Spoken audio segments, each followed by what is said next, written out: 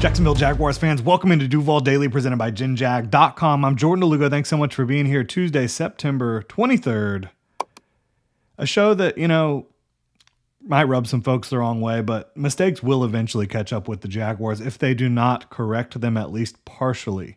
If they do not improve in some of the areas that are making each and every one of their games so far this season so freaking close. I mean, I know 26-10 against the Panthers in week 1, not very close, but that should have been a 40-3 game, a 40-10 game. Like, that game was much closer than it should have been due to a ton of mistakes, self-inflicted wounds by the Jacksonville Jaguars. Then you lose in week 2, a game you absolutely should have won, again, thanks to a lot of big mistakes. Week 3, you almost lose in another game. You clearly should have had no business having such a close game, right? These games are closer than they should be. Basically, in my opinion, due to, like I said, self-inflicted wounds. So we're going to dive into it. And the Jaguars are 2-1. That's awesome. They're in a good spot right now. And I would be remiss if I did not talk about the fact that contextually, I do believe a lot of teams are having issues right now. Not the same exact issues as the Jaguars, but it's early in the season. A lot of teams are not playing their best football yet. The Jaguars among them. So it's not as if the Jaguars are the only 2-1 team or the only team that's, sitting here with a winning record that are having major issues. A lot of teams are having major issues right now. I'm aware of that. But if these issues do not get resolved, corrected, fixed in some way, to some level, it will cost the football team down the stretch.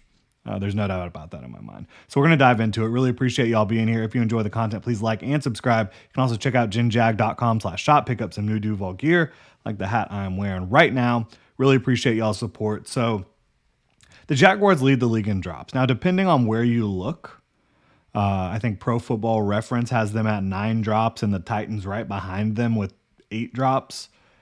Pro Football Focus has the Jaguars at 13 drops and the next closest team being the Cowboys with 9. I'm not going back and counting all the drops right now because, frankly, that just sounds like a waste of time and effort and energy. But I've watched each one of these games at least 3 times. And the Jaguars are dropping the football at an alarming rate. It's astounding how much they're dropping the football. They lead the NFL in drops no matter where you look. And go watch the game, and it will tell you these drops are egregious. I mean, and I'm putting the drops 100% on the receivers. It is. Drops are a receiver stat.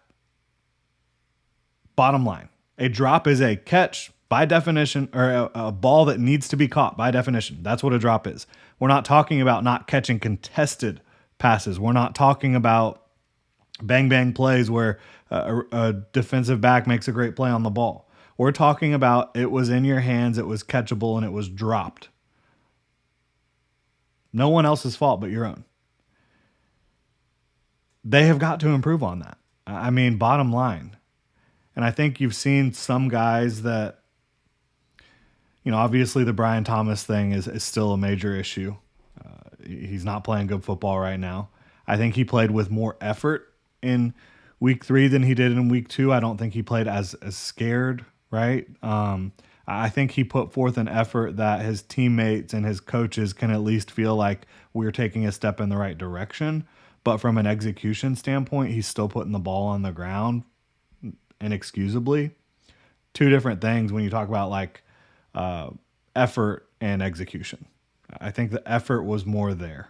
The execution, still not quite there. He did make a big play at the end of the game. That is huge. But he can't drop the football the way he is.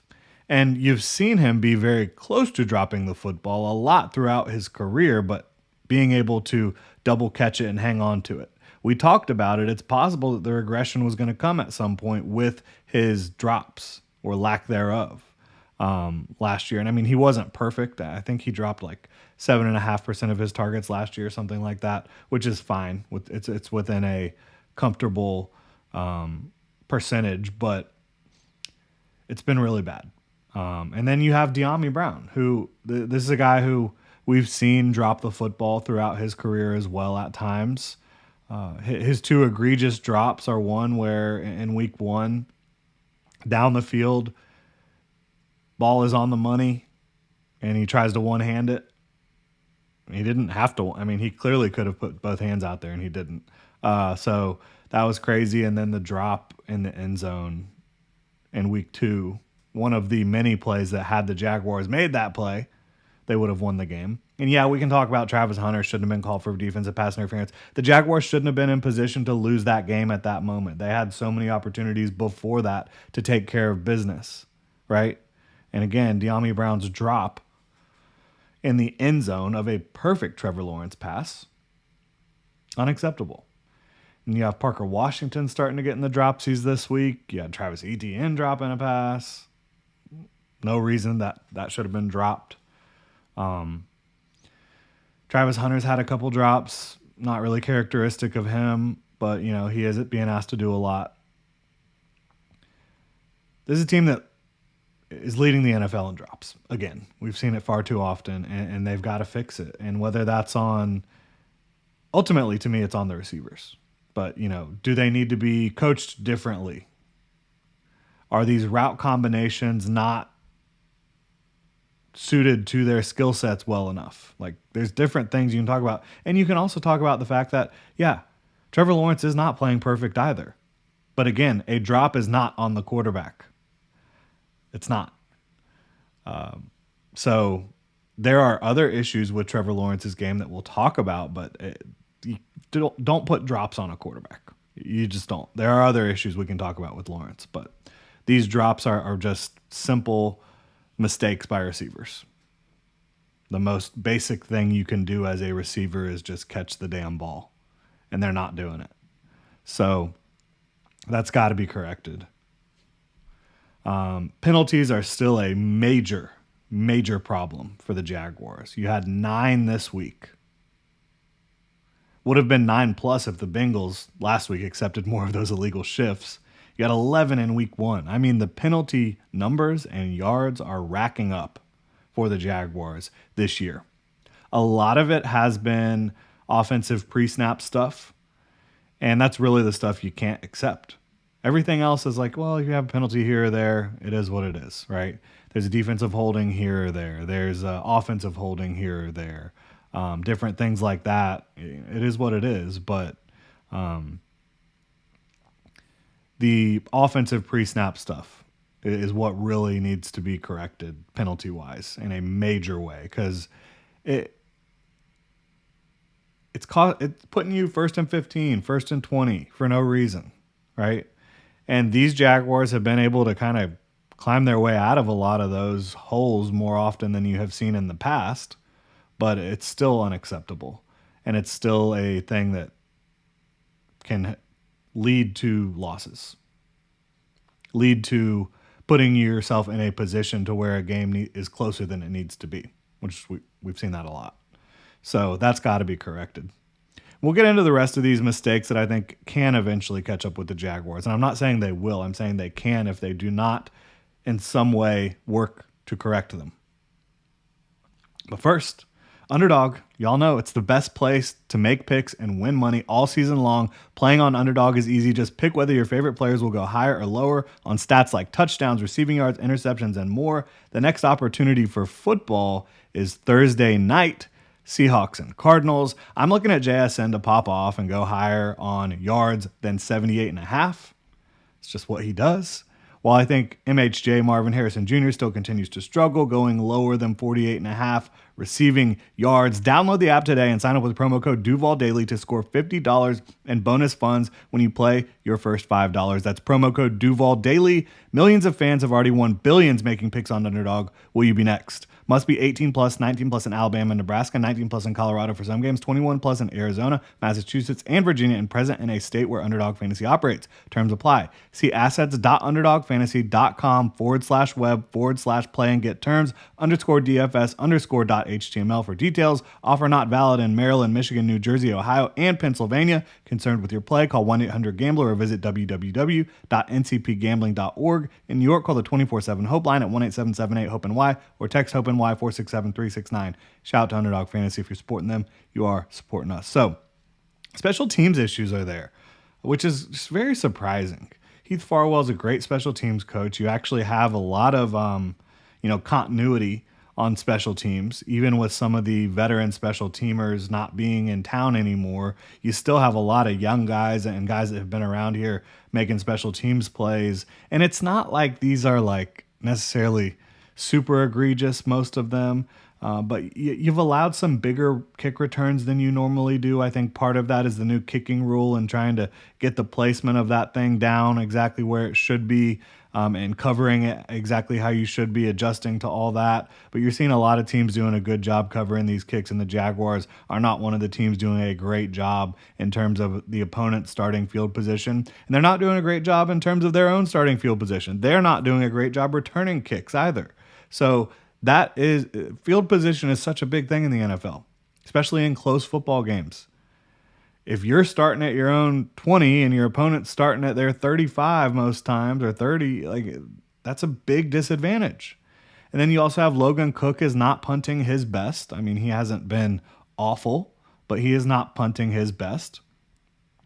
Cam Little missed a kick this past week. Should have been a routine kick. Now, I do blame some of that on icing your own kicker because you had the indecision about whether you're going to go for it or kick it on 4th down. You run out of time. You have to call a timeout. Then you have to send him back out there again. So, yeah, it's all kind of just not as buttoned up as it should be on special teams, especially with the amount of talent that they have. I think that some of the snaps have been not great by, a Pro Bowl caliber long snapper, Ross Matisic. I think they've got to dial in, bottom line, on special teams. Those are kind of the big mistakes. I think you could also point to coverage busts, which disappointing, but coverage bust is not when a player gets beat one-on-one. It's when a mental mistake or a physical mistake leads to someone being wide open, missed assignment, right? Overplaying your hand. Tyson Campbell overplayed his hand this week on the long touchdown by Nico Collins. He tried to jump a route. He thought Nico was going to be sitting on an out route or come back or stop, and he just burned him upfield for easy touchdown. Probably the easiest touchdown Nico Collins is ever going to score. Same thing happened the week before. Was it a coverage bust? I mean,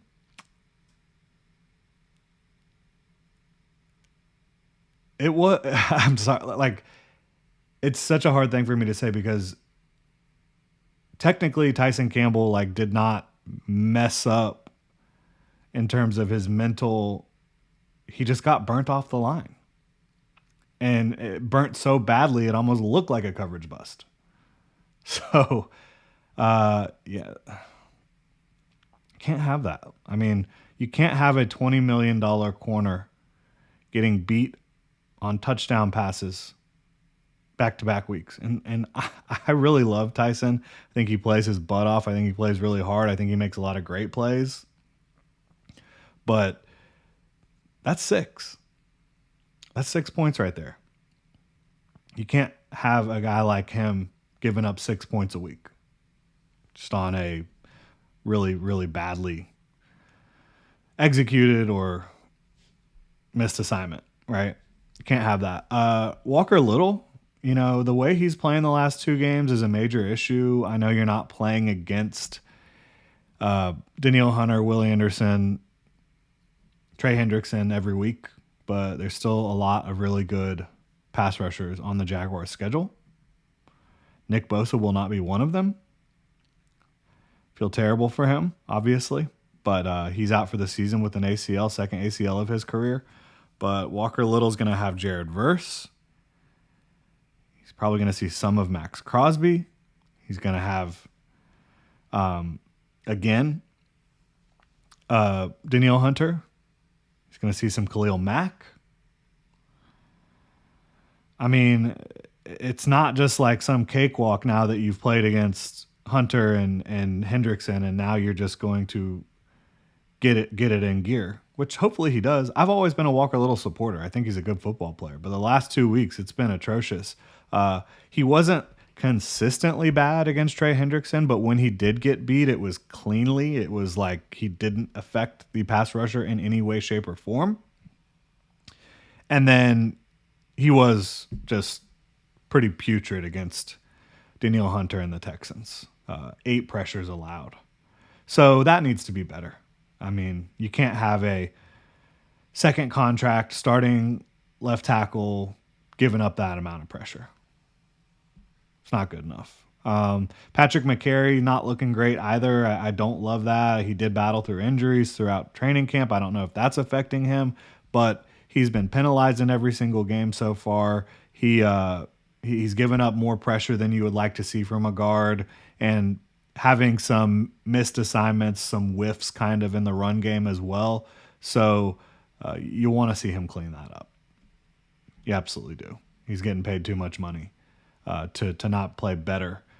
And the Jaguars do have other options, so we'll see if that continues, how they'll handle all of that. But I think there's a couple offensive linemen that really need to play a lot better. Trevor Lawrence has to play better. What do I think he needs to do better? Obviously, this last interception this week was just about frustration, I believe. He's in his own words, he called it dumb. I've said that as well. It was. But it happened after 2 consecutive drops, after the team just is like not doing anything to help him out. Doesn't mean you can have it, but it does kind of explain it a little bit. You start to get frustrated and you make dumb mistakes. And so he's got to play better. I put the interception on him, obviously. It's that interception is no one's fault, but his own.